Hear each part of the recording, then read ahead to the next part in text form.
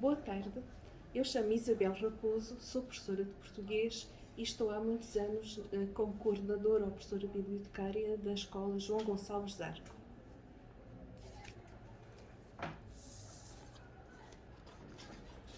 Vou ler a primeira pergunta. De que forma é que surgiu a sua ligação às bibliotecas escolares? Eu fui colocada na escola João Gonçalves Zarco, que tinha segundo e terceiro ciclos, eu sou do terceiro ciclo, e comecei a fazer parte da equipa da biblioteca escolar. Portanto, havia uma colega que era a coordenadora e havia pessoas que estavam lá e que trabalhavam com ela. E no ano 2001, a biblioteca entrou para a rede de bibliotecas escolares, que é a instância que organiza e que dinamiza as bibliotecas e que dá verbas e, portanto, que torna também a ação como professor bibliotecário muito mais, portanto, com muito mais responsabilidade e também muito mais respeitável, digamos assim. E nessa altura, a minha colega, que era a coordenadora da biblioteca escolar, pediu a demissão do cargo. Portanto, nós recebemos verbas para fazermos obras, para adquirirmos equipamento e adquirirmos um fundo documental.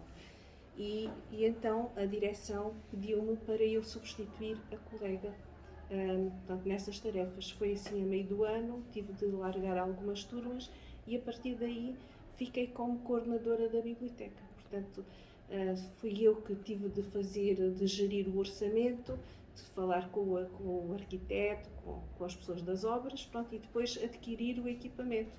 Foi um trabalho completamente diferente, nunca tinha feito tal coisa.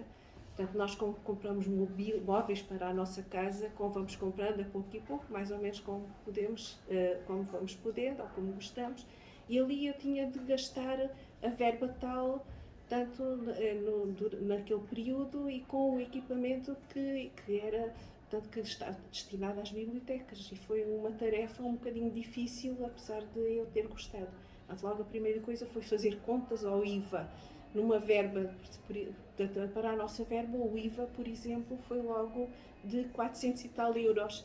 Portanto, eu nunca tinha gerido, nunca tinha feito contas assim, e esses 400 e tal euros custaram muito, porque dava para mais não sei quanto peças de mobiliário ou fundo documental. Muito bem, pronto.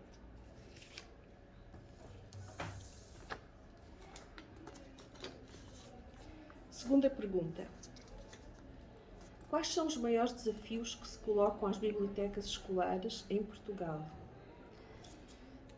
As bibliotecas escolares que pertencem à rede de bibliotecas escolares, e depois, claro, também as outras, são grandes motores da inovação, são ou devem ser.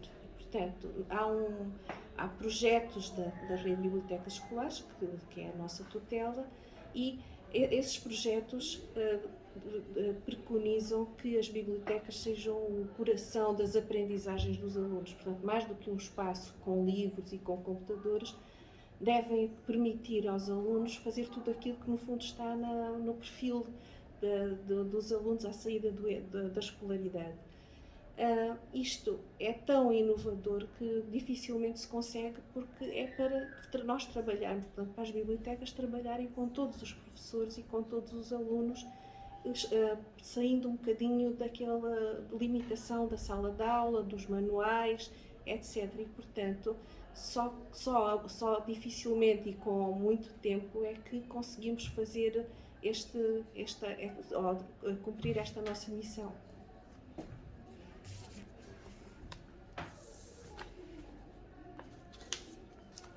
Ora, terceira pergunta.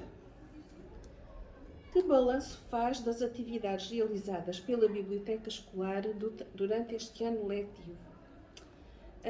Em relação à biblioteca escolar global, digamos assim, aqui de uma entidade que reúne as bibliotecas do nosso agrupamento, eu sei que aqui na biblioteca da escola secundária este ano houve já muito trabalho feito com professores, portanto aquilo que eu disse na resposta anterior, e que a minha colega teve muito mais atividades dentro do currículo, portanto com várias disciplinas e com vários professores, e abrangeu muitos alunos.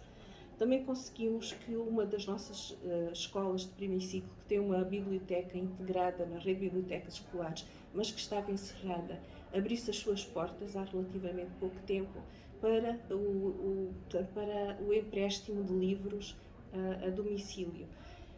Isso também foi uma vitória, porque a biblioteca estava desativada, estava tudo muito velho e sujo, e portanto conseguiu-se, com pouquíssimos meios, reabrir a biblioteca só para este serviço.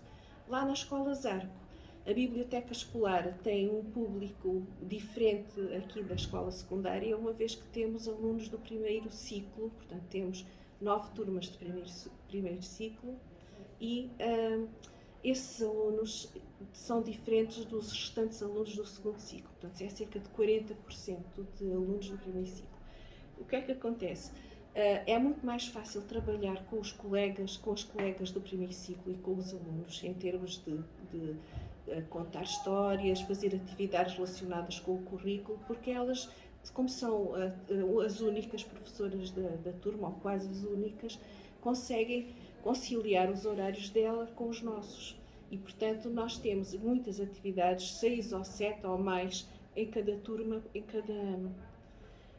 Este ano, portanto, como habitualmente nós tivemos muitas atividades com histórias e outras que não são histórias, são de outro, portanto, que abrangem outro tipo de conhecimentos, e tivemos a sorte de ter pessoas que ficaram lá com horas na biblioteca que usaram os seus conhecimentos específicos para colaborar nestas atividades. Tivemos, por exemplo, a professora Isabel Martins de Música, que está na biblioteca durante o período da manhã de sexta-feira e que, portanto, com o seu conhecimento de música e a sua vitalidade pessoal, preparou umas sessões muito engraçadas de histórias contadas com música, portanto, com instrumentos musicais, e os alunos gostaram muito dessa.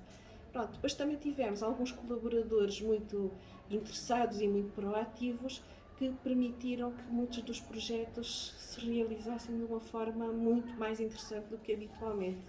Portanto, estou contente com isso.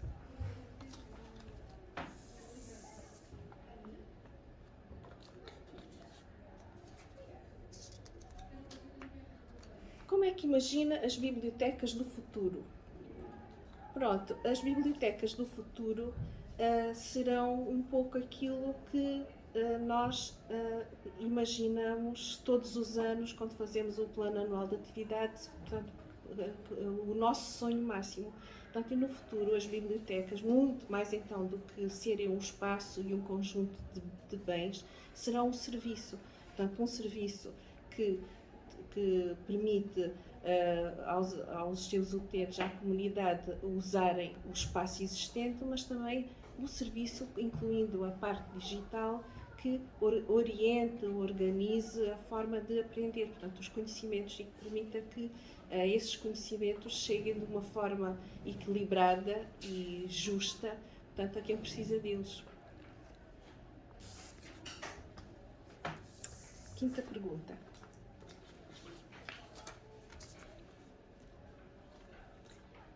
Qual é a sua opinião sobre o livro que trouxe hoje consigo?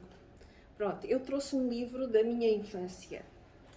Um livro que está muito velhinho, que está aqui, com a capa a cair, que eu li no verão de 1974, quando tinha 11 anos, e que me encantou, portanto, na altura, e depois, muitos anos mais tarde, quando o reli aos meus filhos. Portanto, é um pequeno romance, é um romance para crianças.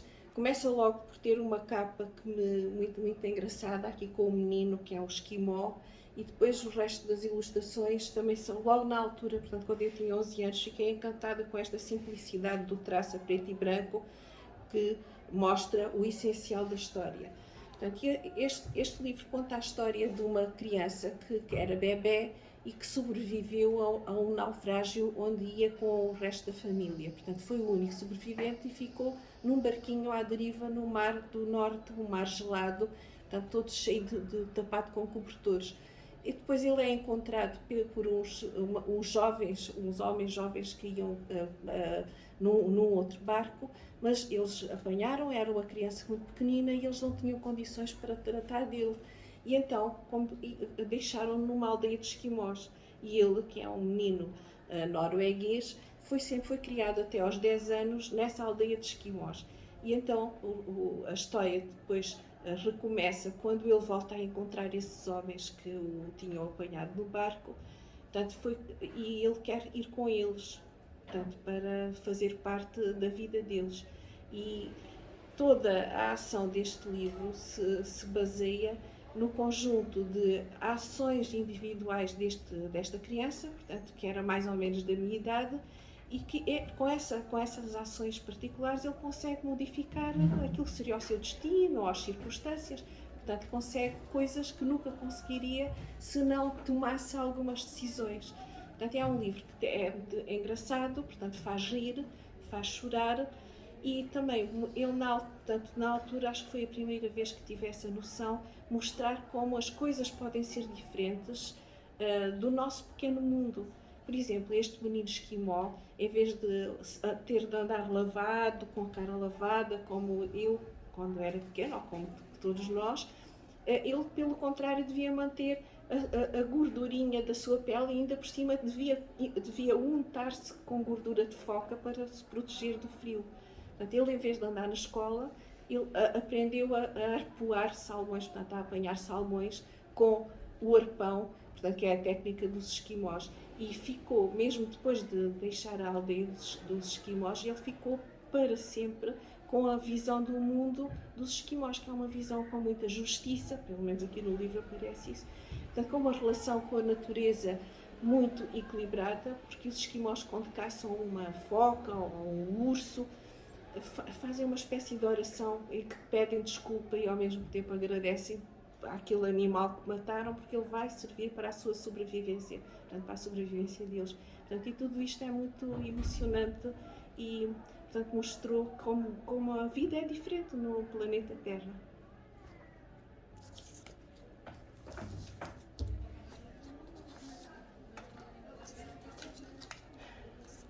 Ora, pergunta número 6. Qual é a sua palavra favorita e porquê? Já há muitos anos que eu tenho esta palavra favorita, não pelo significado, nenhum significado especial, mas por achar que é uma palavra bonita. E essa palavra é alfazema. Portanto, é uma palavra, as palavras também têm um corpo, que é o som, portanto, os sons que a constituem e depois até a própria forma de escrevermos. É uma palavra cheia de as, o a é um som muito agradável. E depois na escrita, o próprio A também é uma letra muito equilibrada, parece que não sai ali do seu caminho e, portanto, esta palavra com algumas sílabas tem sempre um A no princípio, um A no fim, um A no meio, parece uma palavra muito bonita.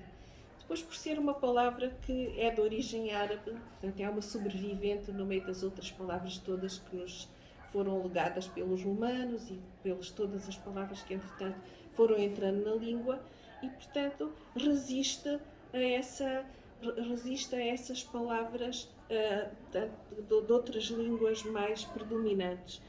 E ainda por cima, esta palavra tem uma versão, que é a versão de origem latina, que é a lavanda, né? Portanto, quando compramos uma água de colónia de lavanda, no fundo estamos a usar a alfazema, mas acho a palavra alfazema muito mais bonita. Pronto, então, obrigada, boa tarde.